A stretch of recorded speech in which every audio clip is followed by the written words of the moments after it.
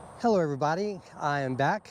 I'm here on a regular windy Texas day at a field trying to do some throwing training. Essentially, I need to learn how to throw, and I watched a video recently from Seeker Disc Golf, shout out to them, where the person suggested an 80-20 type of throwing regimen where 80% of your time is spent throwing training, throwing practice, learning how to throw properly, effectively, efficiently, and the other 20% playing disc golf. And since I'm trying to reinvent my form from scratch, because it has been pretty bad since I started throwing, I'm going to do that. So I'm going to spend more time throwing, much of it off camera, and less time playing disc golf. So let me just show you my setup real quick here so you can kind of take notes and maybe do something similar for yourself. So real quick, here's a look from behind the camera. Here's a camcorder and a tripod. I've got a couple of markers here, which are really just bags, or I don't know what you call those things that belong in my Zuka cart, but these are going to be where I start walking from for both my backhand and my forehand. And then when you come to here, I've got a mini out here. Since I'm going to start out with backhand, I'm going to roughly throw that way, which you're not going to be able to see, but there's a manhole cover over there, which I'm aiming for. It's like 300 plus feet away. I'm never going to reach it.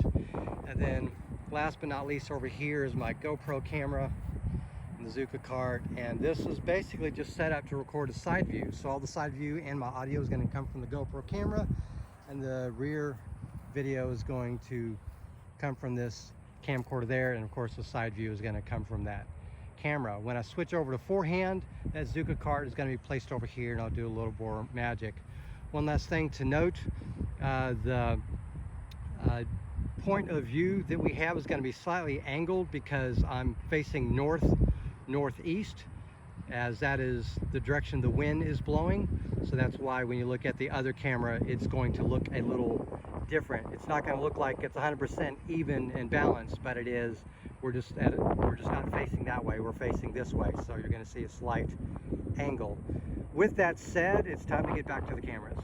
Since I started playing disc golf over 3 years ago, I've done maybe 8 or 9 throwing sessions out in a field, half of them for a video. This video may not actually even ever make it out to the YouTube channel. I'm primarily making this video so I can record myself at different angles, find out what a good throw looks like when I do it, and try to work on some things. If you've seen my recent video with Drew Nguyen, he's shown me some tips I've worked on a little bit, and I've made had a couple disc golf games since then, trying to implement those. And because I'm not practicing daily or near daily and ingraining good habits and getting rid of bad habits, I haven't been able to improve. With that said, now I'm going to show you the discs that I'm using for this particular session. So I have 9 mid-ranges in particular, and I'm just going to go through them in order so you can kind of see what I'm throwing with. I'm only throwing 9 mid-ranges because I have 5 or 6, I think 5 drivers that I'm going to be throwing as well, but I'm going to start everything off with mids. But here's my Mako in Champion plastic. All these are max weight, by the way, or as near as I could get them. This is my Champion Wombat. Again, you'll notice that I'm starting with either straight to slightly unstable discs. This is my Fox Bat, another slightly unstable mid-range. And that's in Star plastic. My Star Manta, which is my Ace disc for the Safari Ace I did earlier this year. My MD, this is in C-line plastic. This, as many of you know, or some of you may know if you watched my previous video where I reviewed and compared this. This is essentially between a Mako and a Mako 3. It's just got a flatter flight plate. Here's my Mako 3, my original Star Mako 3 that I bought, but I recently changed out to a newer one that's a little more visible. You'll see next, but that's in Star plastic. This is one in Champion plastic, a touch lighter, but that will be thrown, and my new Star Mako 3 that I bought because it's much brighter, much more visible. Last but not least, my Atlas. This is very slightly overstable, and I'm going to be throwing all my forehands and backhands with these, and later my backhands will be thrown with my drivers alone. I'm back in the studio and I want to show you some of the better throws I made in the field. Now that I can see what my throws look like, I'll explain what I was doing wrong in 6 different throws. 3 backhand and 3 forehand. In the backhand throws, the first 2 are with the cross step and the third is standstill, where I tried to focus on the throw without worrying about a walk up.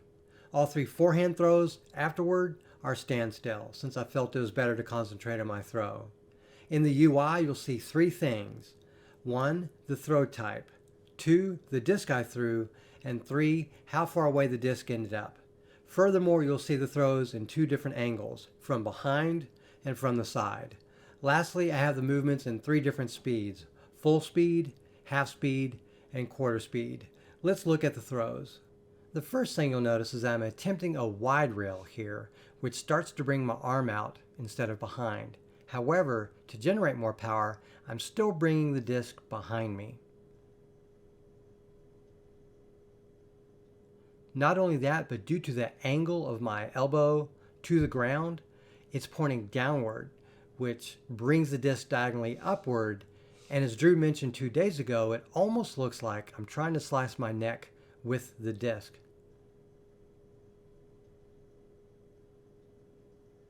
This also causes my arm to swoop downward during the backswing, and when I bring my arm back forward to throw, I have to compensate by bringing the disc back up. What this does is cause wobble, because I'm releasing the disc right after it comes back parallel to the ground, and the disc continues that momentum, and it appears to warp while I'm swinging my arm forward.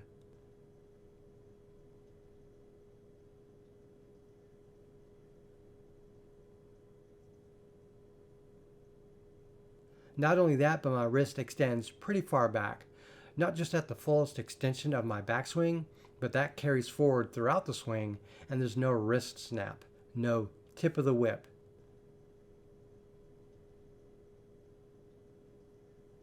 My left hand just flies out to the side to balance the right hand's wide rail, so my left and right arm are almost completely spread apart from each other.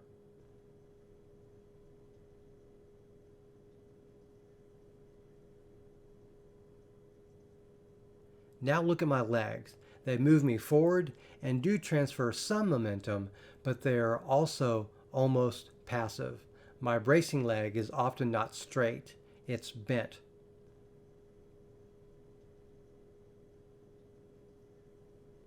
When there is follow through, my trail leg just follows. Often the trail leg is just a passive part of the throw. It's not helping me engage the hips.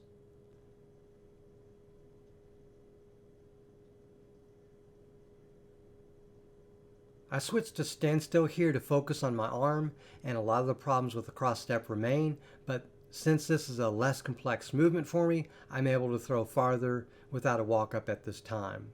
You see here there isn't a follow through with my body, only my arm. There is a transfer of momentum, but not as much as you'd get from a full body backhand throw with a good follow through. Again, the same problem of a wide rail extension. My trail arm is used for balance, and while I try to turn the shoulder inward, compressing the torso, it ultimately comes too late. Instead of tucking my left arm in, it doesn't come close to my body until the disc is inside the power pocket. Now let's look at the forehand. The first thing I noticed is there is a lot of wobble when the disc leaves my hand, and the disc has to spin in the air a little bit for the wobble to go away. This wobble actually causes multiple problems. It means the angle, as far as the disc leaves the hand, is not the same every time. The nose can be up or down, and the release angle can have more or less hyzer than intended.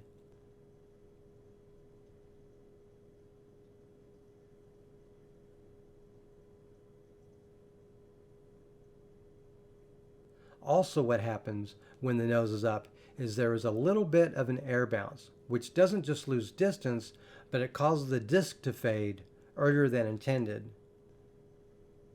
The disc looks warped coming out of my hands, and these are not warped discs. I think this is because I'm changing the angle during the throw.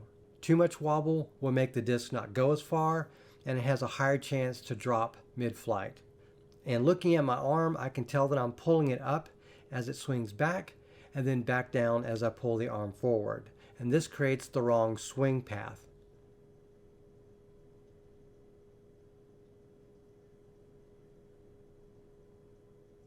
At least with all the video clips that I reviewed from this training session, I appear to have more of an issue with nose angle up or down than I do about early or late release. And one thing that's consistent in every throw is there is just not much lag. My arm all throws together. The elbow barely leaves the forehand in any throw. I'm also turning my wrist, but after release. There are some fringe cases where I'm rolling my wrist, but I think it's more of a late release issue than that. The later the release, the more Anheuser the shot will be.